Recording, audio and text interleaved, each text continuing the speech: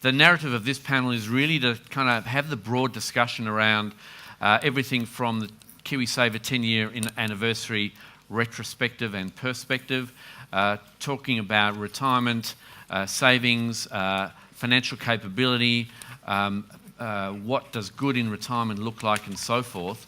I'm not going to overly set the context because I think Minister Joyce did, and my earlier comments certainly did.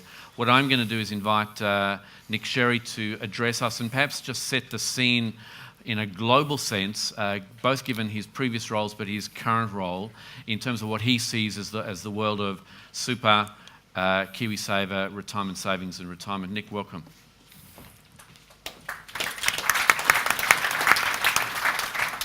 Thanks, Richard. Great to be here. Thanks for the invitation. In my post-political career, I was Australia's first Minister for Superannuation and Corporate Law. I've now been in the superannuation space in Australia for some 31 years in a range of different roles. I don't intend to say a lot about Australia today. I could talk to you in excruciating detail about it. Happy to engage with you. I'm here until tomorrow, one-on-one, if you want more detail, and hopefully in the, I'm sure in the discussion we'll touch on aspects of Australia.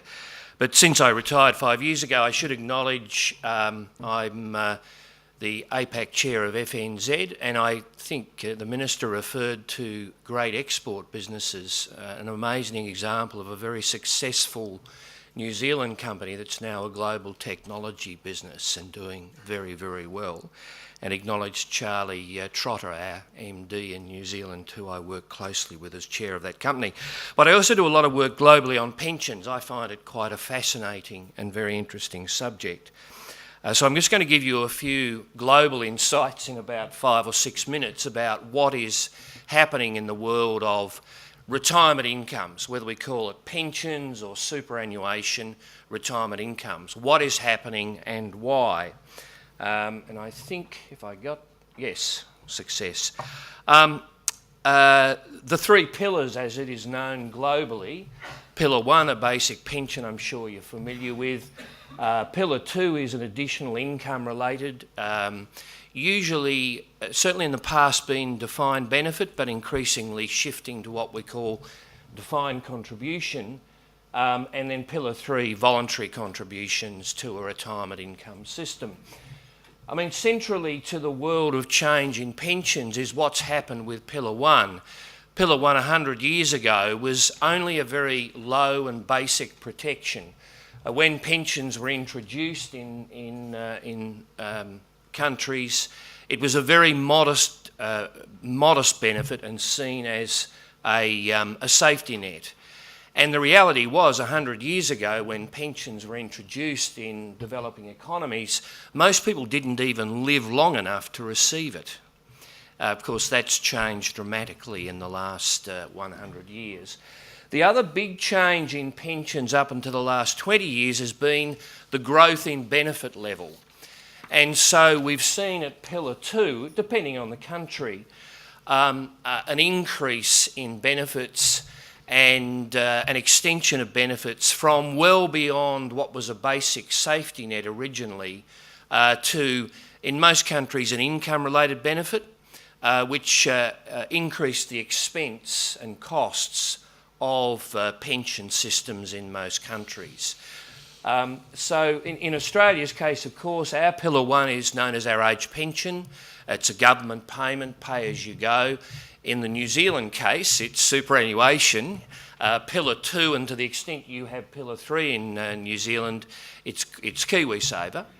In Australia, Pillar 2 and Pillar 3 is superannuation. Of course, no one else in the world uses the term superannuation. It's unique to Australia and New Zealand, even if we apply it in different ways. The pressures for reform, it's overwhelmingly demographic, and I don't think I'd be telling you, frankly, anything new, but there are two demographic pressures which have enormous implications, not just on retirement income systems, but on society more general. We are living longer in developed economies, an increase in life expectancy between 1 and 2 years every 10 years since 1850. And it's a remarkably straight, consistent line. Since 1850, improved health, elimination of disease, etc. So longevity, and of course, as I mentioned, most people didn't even live to collect a pension when they were dying in their early mid-60s when age pensions were introduced. Today, in advanced economies, Australia is a typical example. If you make the age of 65 in Australia, on average, you will live, as a female, you'll live to the age of 89, a male will live to the age of 85. So 20 to 25 years paying people a retirement income, 20 to 25 years. And obviously 100 years ago, it was never envisaged that that would be the length of time that people would receive a retirement income. And that's often talked about. There's a global debate, including here, about increasing retirement ages. But the second issue that doesn't get perhaps quite the attention it should, but it's what I call the double whammy. It's putting enormous pressure on pension systems globally, is the birth rate. The birth rate for replacement rate, 2.1 children per family, has been dropping. What I've done there is just list a number of countries and then in brackets the year they dropped below replacement rate. And again, most advanced economies in the world, and interestingly, many developing economies, their birth rate is now below replacement rate. Interestingly, what I call the Anglo-Celtic countries, UK, New Zealand, US, Australia, haven't dropped as far. They're still below replacement rate. They haven't dropped as far because they're high migration countries, and migrants, certainly first generation, tend to have a higher birth rate, and that has kept the birth rate a little higher in Anglo-Celtic countries than, say, typically Europe or Eastern Asia, Japan, etc. I just mention a couple of interesting countries. Japan is catastrophe. They're down to 1.6. Their population is dropping at the rate of 225,000 people a year. It's an extraordinary phenomenon. The population's literally dropping now. They have no migration. It's not acceptable to allow any migrants into Japan. But the underlying cause of all this, which is again, I don't think well understood, is why is the birth rate dropping? And it's because of women's education since the 60s and 70s. Women are now making decisions to have children later in life and a smaller number of children. I'm not critical of it, but it's all around women's education, involvement in the workforce. The majority of students coming through universities in most advanced economies are women. This is an extraordinarily radical social change in our, at the moment, largely Western societies. It's extraordinarily radical. And so this double whammy is putting enormous pressure on pension systems because our dependency ratio with a low replacement rate, and it's a really interesting phenomenon. You might wonder why I put Iran up there. You would assume that a conservative Islamic country, the birth rate would be very high. But in fact, in Iran, and whilst very different culturally in countries, conservative Catholic countries like Spain and Italy, the birth rate has also dropped dramatically below replacement rate. And the phenomenon is educated women, and interestingly in Iran, women are well educated, having access to health and making decisions about having children, and the same in Italy and Spain, which are generally conservative Catholic countries. This is an extraordinary phenomenon. So the double whammy, enormous pressure on pension systems as we understand them. So they're the main pressures, but I've listed a number of other issues I've encountered. I've worked globally over the last 5 years in 19 countries, including Greece. I mean, that was the most challenging project I've ever done in my life on pensions. But there's a whole set of other factors that are influencing and impacting on pensions. Budget deficits. Obviously, if you've got a cost to your budget going up that you can't control, to some extent I agree with the Minister's comments about health being a rapid, but there are controls you can make on health costs. The trouble with pensions is there's an automatic escalator in cost because of longevity and the dependency ratio. It's much harder to control and politically very challenging to shift. But budget deficits, you can only increase budget deficits or allow budget deficits. And of course, the global financial crisis made all of that a lot worse. The global financial crisis also exposed pension deficits, particularly in Europe, made it much more transparent and obvious. And also the financial crisis, obviously, confidence in the broader financial sector was really hit. And a lot more suspicion and criticism, particularly of large financial institutions, fees, conflicts of interest, etc. Financial scandals, every country's had them, mis-selling, conflicts of interest. Now, the point I make about those sort of issues is in the world of pensions, they are much more sensitive because if you have a compulsory system, whether it's Australia compulsory or New Zealand, you're in, but you can opt out, these issues are much more sensitive politically. I don't know what's happened to the slides. Increase in retirement ages. I've just gone quickly to reforms. The most obvious way to contain the cost of a retirement income system is to increase retirement ages. And I've listed a range there, and obviously there's an increase on the way in New Zealand, although I haven't included it in the chart. Really interestingly, look at the bottom 5. This is not an exclusive list. Japan, Korea and China, with their demographics, ageing population and dependency ratio, have not increased their pension age. Catastrophe if they don't do something hard and fast. I've put Poland because Poland was increasing its pension age, female 60, male 65 to 67 in 2017. The end of last year they actually reversed it. A conservative nationalist government appealing to older voters, and it reversed the increase in the age pension. And the last one where I was directly involved is Greece. Female pension age of 55-60, a male 60. They increased the pension age overnight in one hit to 67 in 2015. They had no option. And then the other interesting aspect of this is Australia, UK, US haven't increased, or if they have increased it, the access age at Pillar 2 and 3 is a lot lower than their age pension at Pillar 1. So in Australia, the access age is 55 to 60, but the age pension age is 65 and a half. A couple of other options on pension reforms.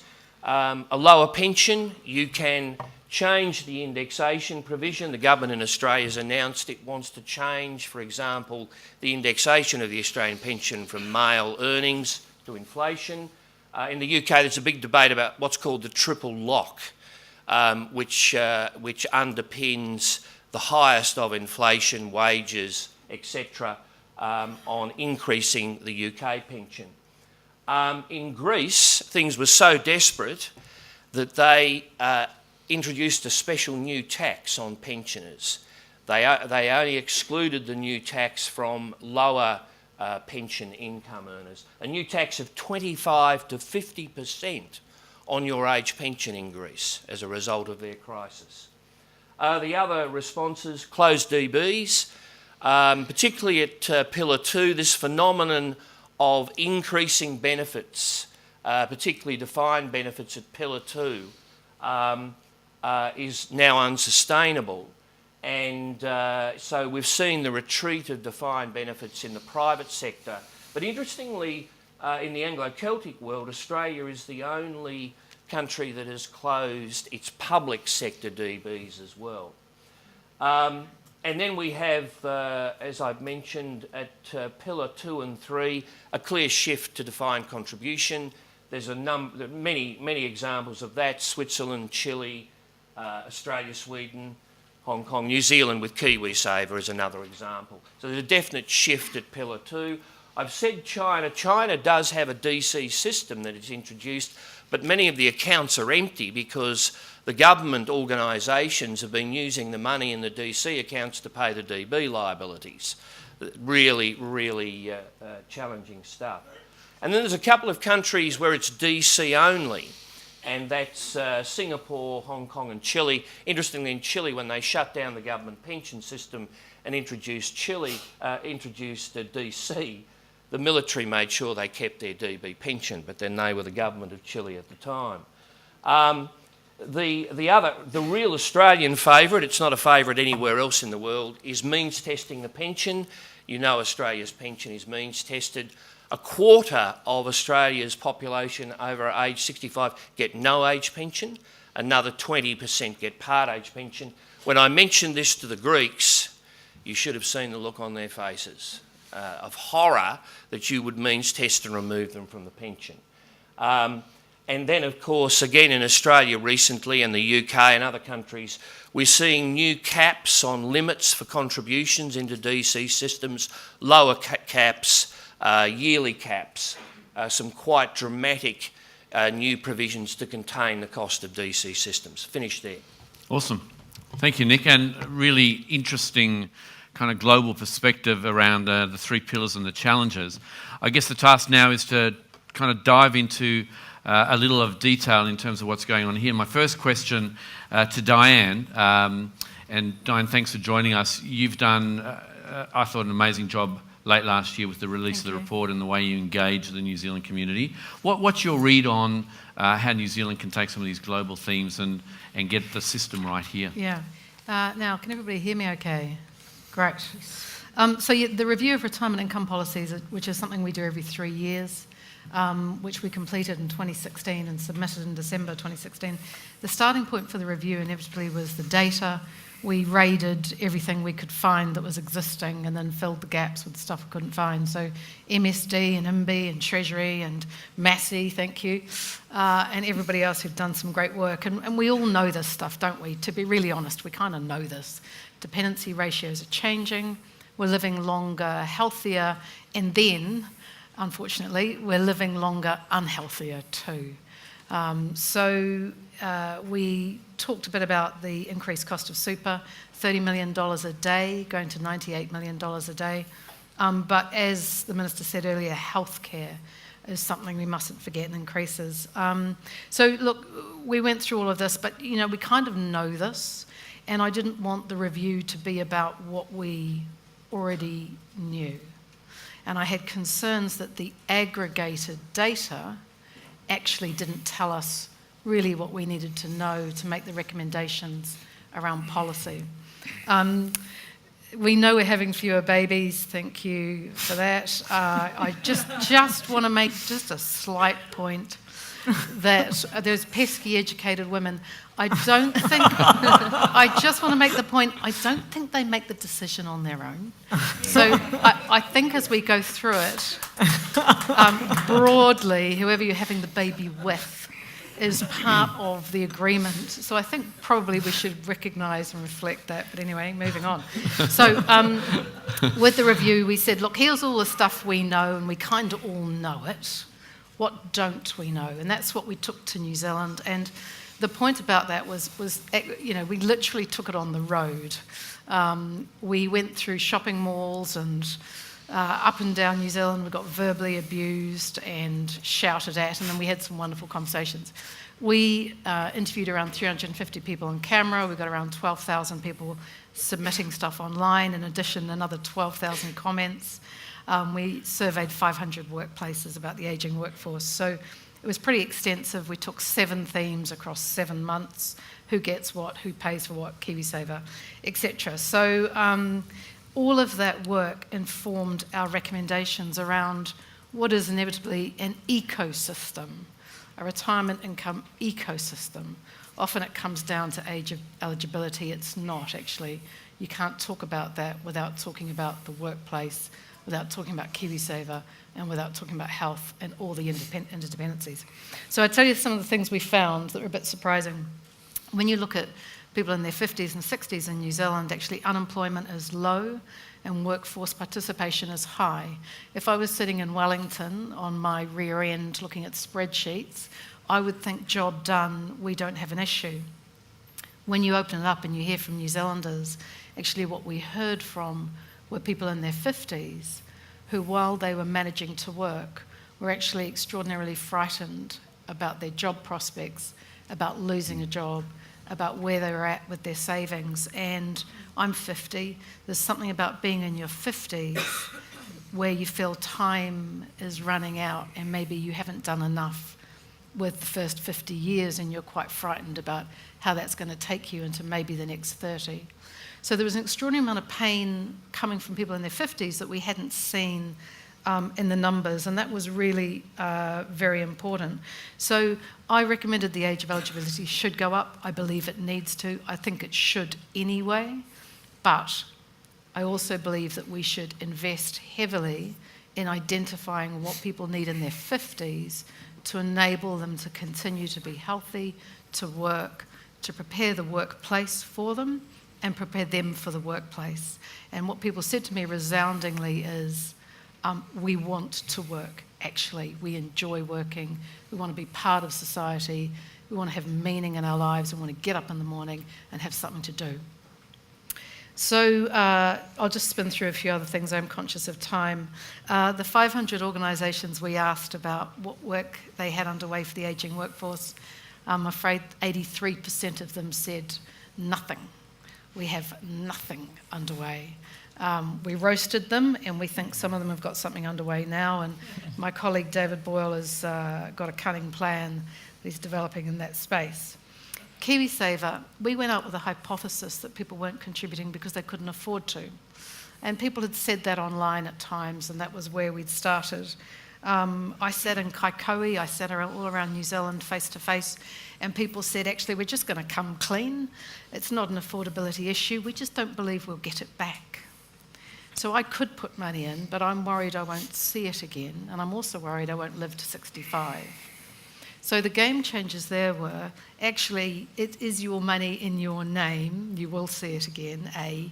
And B, if you don't think you'll live to 65, you can leave it in a will to a family member. The mood of the room changed instantly, so those are key messages. I just want to wrap up with the stuff that came through about the next generation. You know, they do have, I don't have grandchildren yet, but when I do, and I hope I do, our grandchildren will have a different view of work and a different relationship with work. The young people we're speaking to didn't view it that you slogged your guts out for the man for 40 years and, you know, deferred gratification until the sweet release of retirement. You know, that's not how young people are viewing their life. It's not how they're viewing work. They don't see retirement as sudden. They see it that they have education, they work, they might take time out, more education, more work, maybe different type of work. They see it as a movable feast. So attitudes to work are changing, and actually the nature of work is changing, and all that intergenerational fighting that we've got going on is deeply unhelpful and not very constructive, and frankly the arguments kind of got lost. It's got lost along the way. I'm not even sure what we're even saying anymore. It's become dominated by housing, and it mustn't. And one of the things that I was reminded of when I was talking to people in different places is those naughty baby boomers with their mortgage-free houses, many of them worked very hard to get there. And they've been the benefit of rising house prices, I get that. But you know what? I heard stories of people sitting on packing cases for 6 months because they couldn't afford a couch. People going out for dinner once a year as a special treat. Things weren't handed to people. And we seem to have lost that in this debate. The other thing I'll say is that I'm quite jealous, really, of the time that young people will have. They will literally have more years than my generation. Diseases that killed my generation, younger generations will live with and will overcome because of medical advancements made. So can we not just reduce it to housing, please? Can we make it about the many things that life is made up of? And can we also remember, and that's actually the case for some people in this room, what people did to get in the position they're in? Because there are some phenomenal stories in all of that. I will shut up now and hand back to you, Richard, but I'm happy to delve into any of that stuff. So that's a pretty fascinating run through of, that kind of generational piece and the future of work and the nature of work. And with a 16-year-old, I'm starting to see that stuff play through because his future will be very different to ours. Leo, I'm going to go to you, almost with a sense of, we're 10 years on. What can we celebrate about kind of Kiwisaver with the 42 billion and the 16,000 average balances and so on? Firstly, the women are in the workplace because they're contributing, so that's fantastic. Because without them, we couldn't open our doors of business every day. So I think the challenge we've got is I'm not so worried about compulsion. I'm worried about just straight participation. So we're making some progress, but let's be honest in this room, a lot of that has displaced other savings. The data says that. So we've still got a problem of consumption over savings, and it's not actually broadly an affordability issue. There are many who face affordability issues, so I think we need to be real about that. I'm not sure the 42% of people not contributing anything last year are all building radio stations or other entrepreneurial businesses. That's not the data I get. So I accept the Minister's view that may be the case in some situations, but we just have a lot of people who have chosen to not participate. And to the point Diane raises, I think that's really sad because they're essentially saying, I don't have an aspiration for the future or an aspiration for a better future for me and my loved ones. So I think the real challenge we've all got is, we don't want to do the David Longy cup of tea thing and go 42 all trucking along, because I think we're not really at the point where we've made the kind of progress we would hope. And I don't want to be here self-congratulatory saying there's 42 billion and we're making good progress. I think we've made some progress. I think we've got an enormous amount to do with the community to address core things like Diane mentioned. People still think that they won't get the money or that someone's going to put their hands on it. That's real basic understanding, and we've collectively got to figure out how to solve for that. Cool. We might come back to some of that kind of insight around success, because I think 10 years ago there wasn't, and I hail from Australia, and when I started work there wasn't, unless you were in kind of managerial roles. And yet today, across the ditch, there's $2.3 trillion that drives the engine of so many parts of the economy.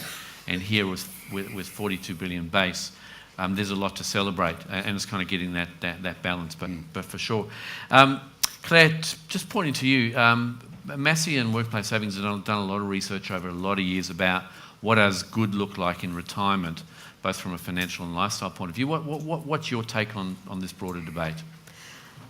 Well, what good looks like in retirement really depends on what an individual wants. Fundamentally, and this is kind of reflected in the way we've chosen to talk about our expenditure guidelines, good in retirement is about having choices.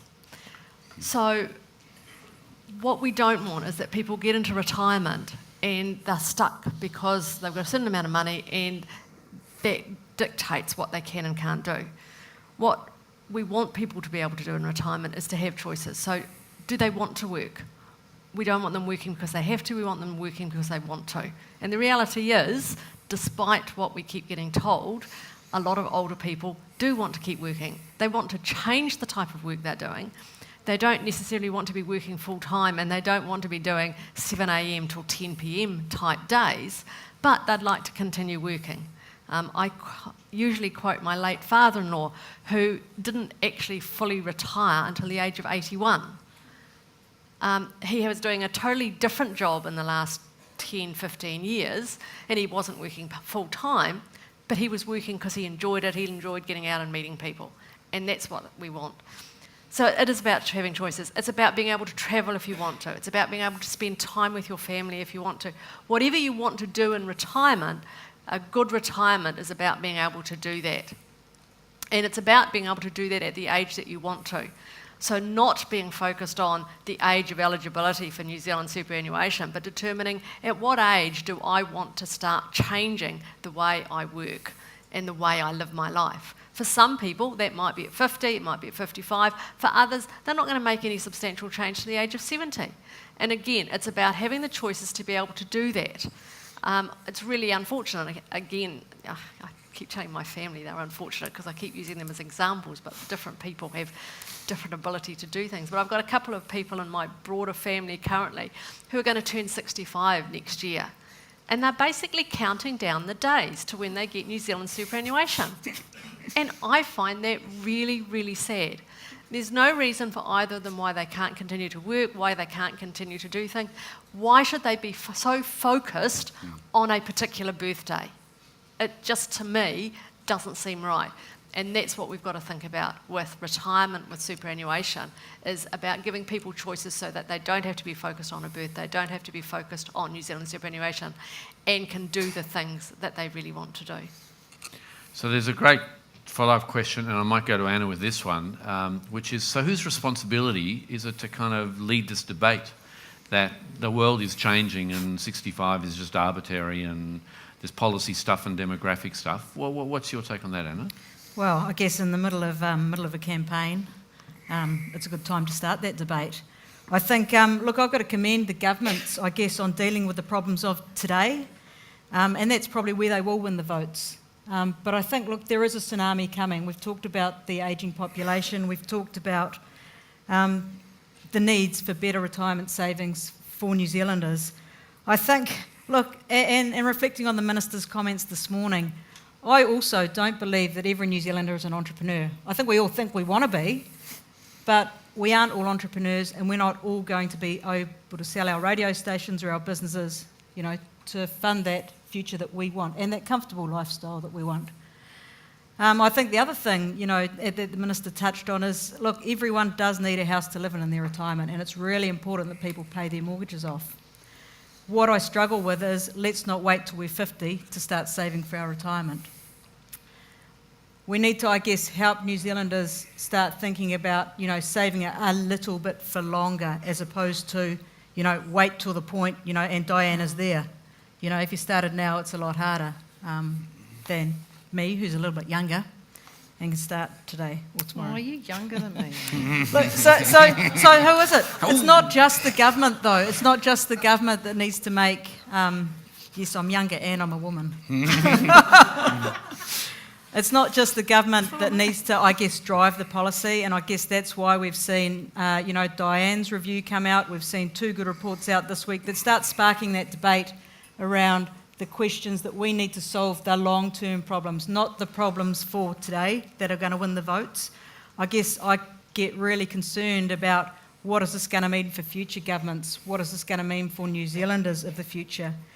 Look, signalling increased age of eligibility for super is a great start, and that's where we have to head. But it probably makes Kiwisaver that much more important, particularly as people work, you know, may not be working to that magic year of 65. They may well finish earlier, they may well finish later. Contributions, I think, is the biggest thing for me, and you know, overwhelming support for increasing flexibility and even compulsory level of contributions for New Zealanders. And that has to help, I think, us get ahead in the game for the future. If I just go to Diane, because I think your day job is kind of influencing policy, right? Putting good policy on the table, and you obviously have a lot to do politically. How much drive is there within the political process to kind of see the future versus now debate as kind of trading off some decisions for short-term versus the long-term? I mean, to be fair, the bread and butter of the Commission really is building financial capability. You know, that is, and I'll say that after I say this, because that's really important. On the policy front, I had a theory at the beginning of the review that actually I didn't need to change the government's mind, I needed to change the public's mind. Because ultimately, policy follows popular culture in many respects, because we're in a democracy. I met with a Chinese delegation a while ago who laughed their heads off and said, why don't you just tell people? You know, well, we're in a democracy. So the point about policy is if it remains wholly unpalatable to the voter and the taxpayer, it's very hard to get it across the line, and you've got to be realistic about that. People do tend to vote on what's happening today, what they see today, what they understand today, and what's coming into the pay packet today, and how they can manage their finances. Our job, and the job of this room to an extent, is to see what other people can't see and to translate it and articulate it in a way that is interesting and compelling for people. And that, don't underestimate how hard that is. You know, we talk way too much jargon. There's one thing we did with the review. I don't know if you guys have seen our naughty Ken and Barbie videos, but and a taxi driver in Hastings was telling me how much he enjoyed them the other day. But if there's one thing we did, we took the jargon out of it. Otherwise, we have no hope of getting people to understand and plan for the future. Dependency ratios is a dumb term. You know, a lot of this is just clunky language. Intergenerational equity simply means, what do I owe my children and what do they owe me? That's what it means. So we could just say that. Really quickly, got to say, financial capability, we just got 10.4 million additional from the government across 4 years for schools. We work with people across a lifetime to build capability across a lifetime, because reaching retirement in good shape is little and long, it is slow. And so we're starting in schools. Anyone here who's a parent, please, please, please say to your school and the teachers and the principals, we want it in the schools, because the problem we have at the moment is that teachers don't want to teach it. So anyone who's got any influence, who's on a school board of trustees, please, use that influence, because it matters. So this feels like progress. We can't just say it's up to the politicians to make the call, but equally it's got to come from within the community, and there's probably a combination. Nick, obviously you've been down this path before across in Australia, and you see it globally. What does best practice look like? How do you overcome this today versus tomorrow piece? Just on the Australian context, look, I do accept generally politicians follow. I mean, I was a politician for 22 years. Generally, politicians do follow on the majority of issues, because it's a democracy. You have to respond to the will of the people, however that's expressed, or the particular philosophical and practical program that any political party will put forward.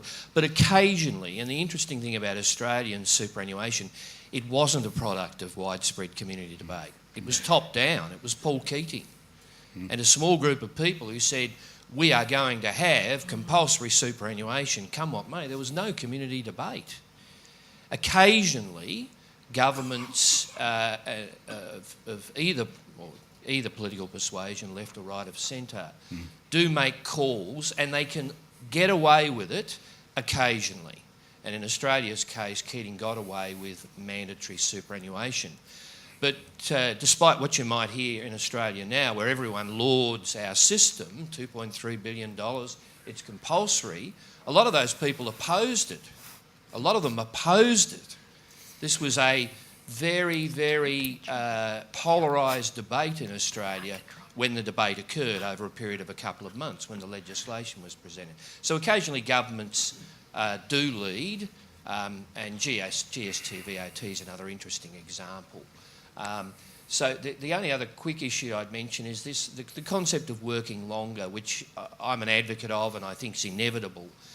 But no government, no country I can find has done particularly well, has tried to overcome a lot of the fears for people who, we've seen the end of lifelong working, we've seen the decline in manufacturing, changing labour market. And there's a lot of fear amongst people 50 plus, particularly blokes who've lost their job. And what we haven't done well in any country is have a much greater focus on lifelong learning, particularly for this age group.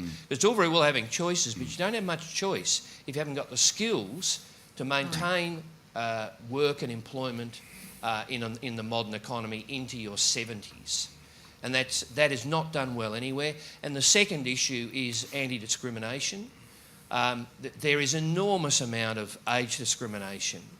And we do need, I think, really hard, tough legislation in this area.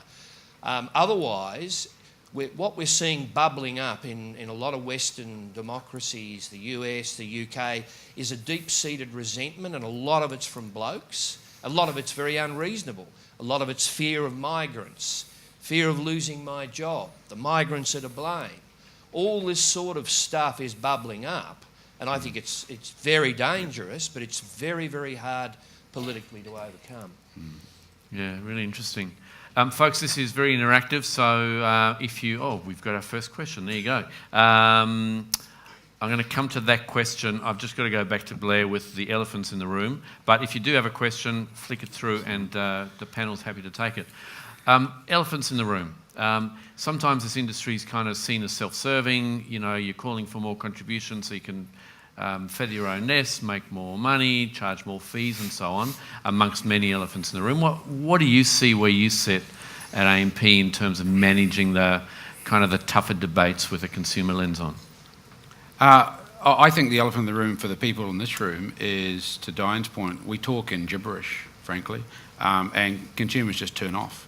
So they're not actually, I mean, the fees debate is interesting. People can't actually figure that out in terms of truly what the cost is. You know, all the jargon we use. Frankly, we've got to get down to pretty basic conversations with people. They need to happen face to face, because most of my conversations, I couldn't wrap a legal or disclosure statement around it. But I just ask people a simple question. If you're not in Kiwisaver, you know, are you intending to die before 65? Because that's a reasonable strategy. You know, no, well, it is. For the people who are proud to tell me they've got other strategies, well, either you're, you know, massive entrepreneur or you plan to die early, because that's okay.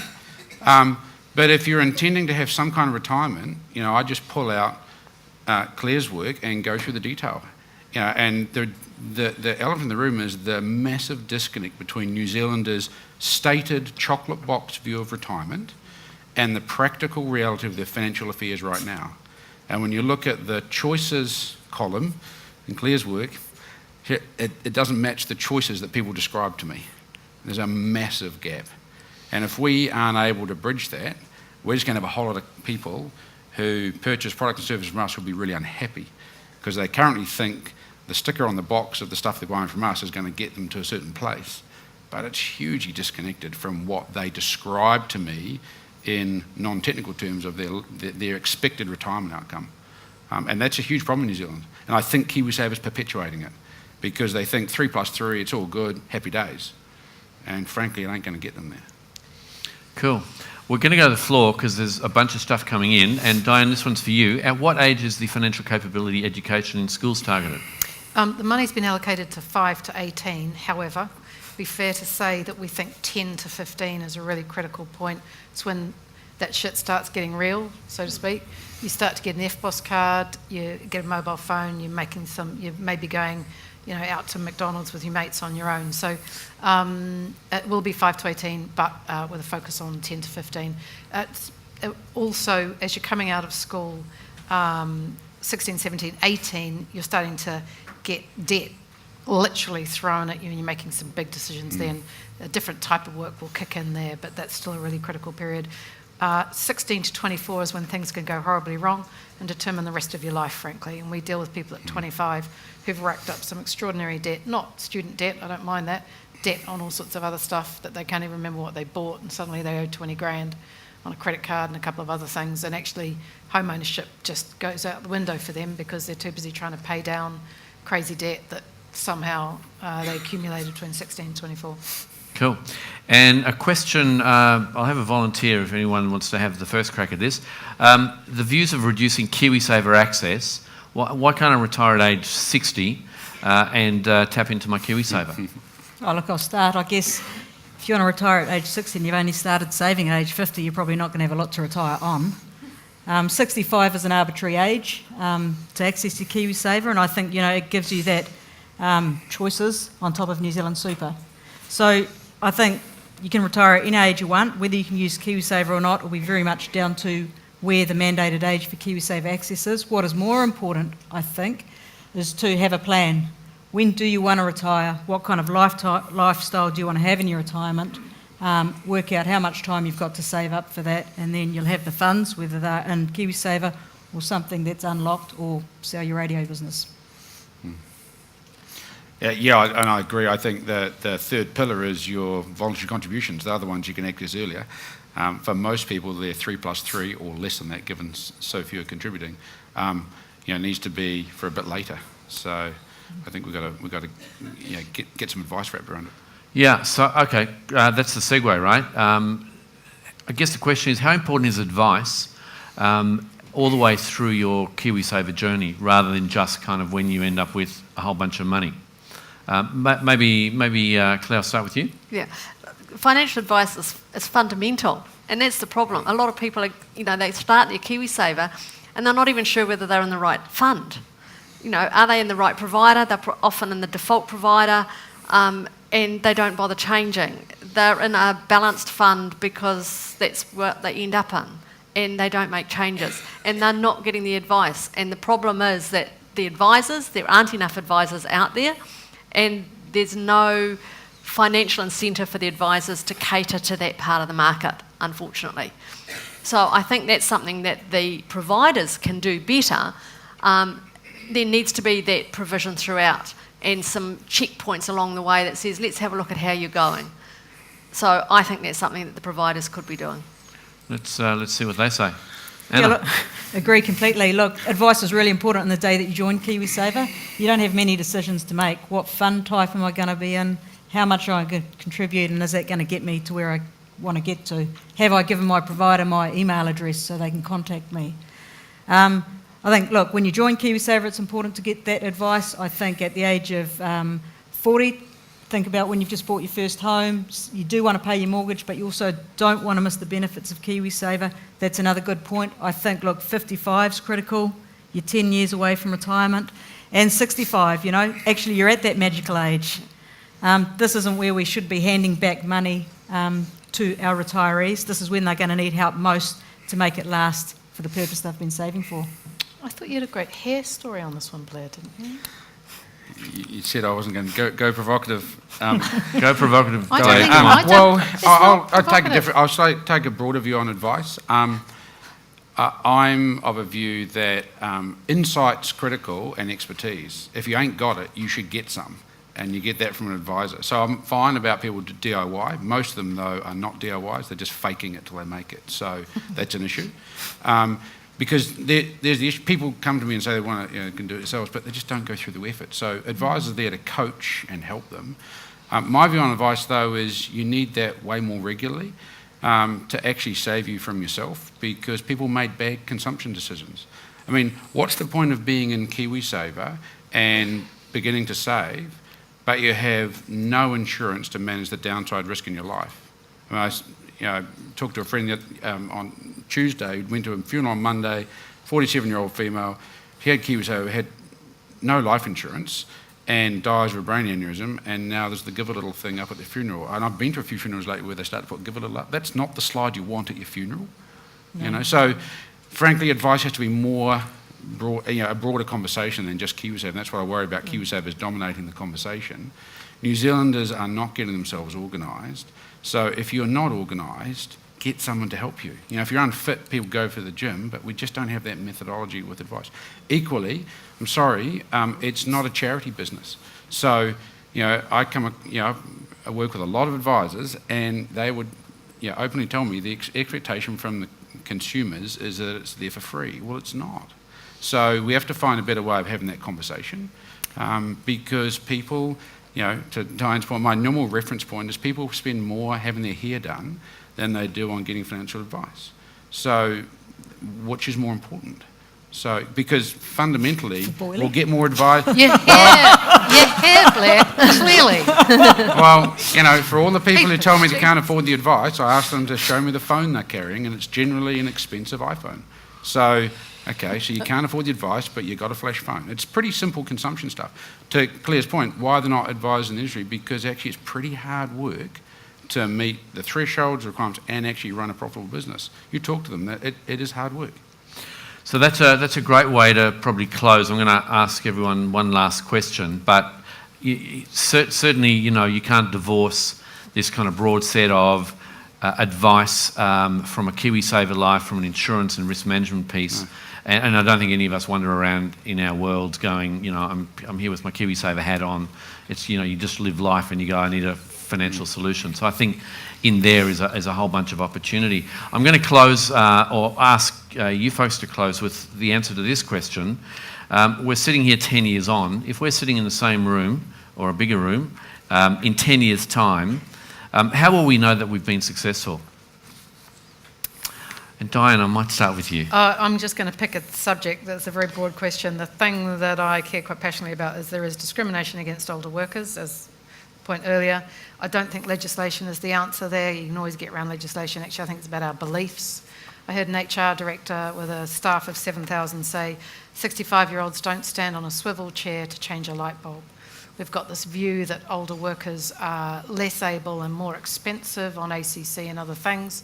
Actually, a lot of those are myths that need to be busted so that we understand the value of an older workforce. We're going to need them, and we need to manage the discrimination around hiring, training and retaining older workers. And if in 10 years we've made some massive progress with that, I will be extraordinarily happy. Awesome. Anna?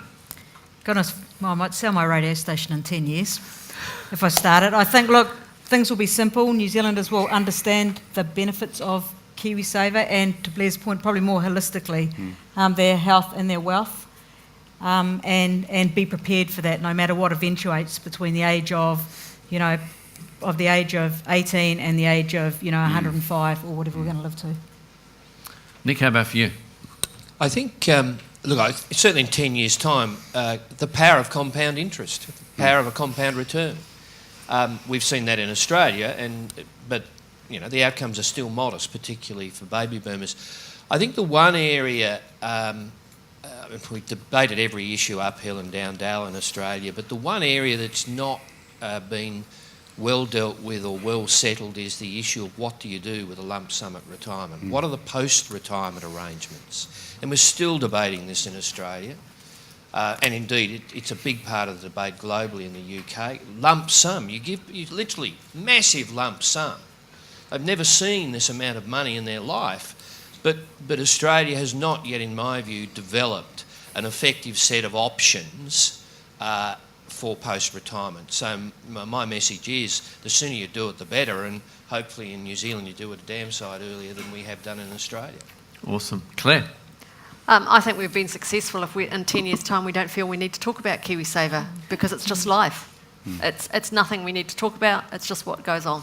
Awesome. And Blair?